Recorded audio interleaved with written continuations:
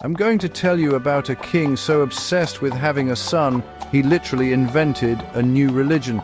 Tudor England, 1509. Henry VIII has everything: castles, gold, an entire kingdom throwing feasts in his honor. But at night, one thought keeps him awake. What if he dies without a male heir?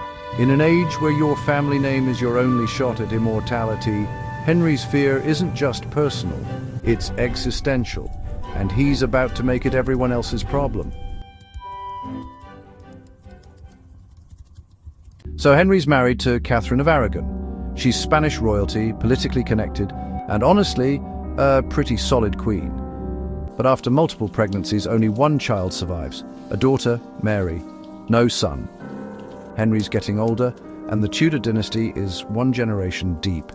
He needs a male heir, and he needs one now. So he does what any reasonable king would do. He asks the Pope for an annulment. The Pope says no.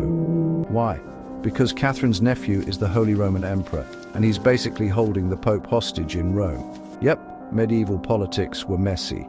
Henry's response? Fine, I'll make my own church. In 1534, he passes the Act of Supremacy, breaking England away from the Catholic Church and declaring himself supreme head of the Church of England.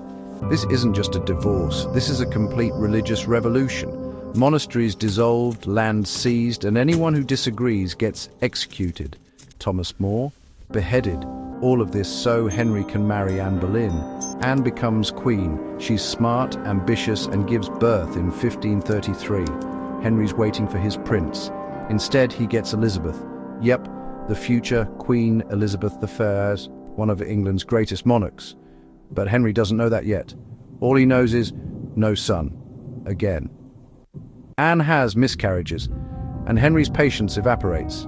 Suddenly she's accused of adultery, treason, even witchcraft.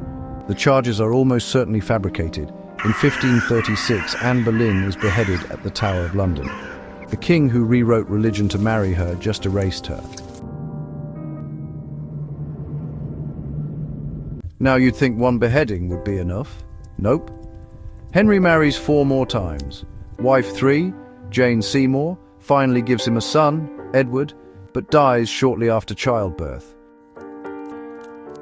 Wife 4, Anne of Cleves, survives because Henry just wasn't into her. They annul it, she gets a pension, lives quietly. Smart move, Anne. But wife 5, Catherine Howard. She's young, maybe 19, related to Anne Boleyn. Spoiler, this does not end well. Catherine Howard is accused of adultery, this time with possible evidence, and Henry is furious. In 1542, she's beheaded. 2 wives, 2 executions, same king. His 6th wife, Catherine Parr, survives only because he dies first. So, let's tally. 6 wives, 2 beheaded, 2 annulled, 1 dead in childbirth, 1 widowed. The irony? His daughter Elizabeth becomes one of England's greatest rulers. The son he wanted so badly, Edward VI, dies at 15.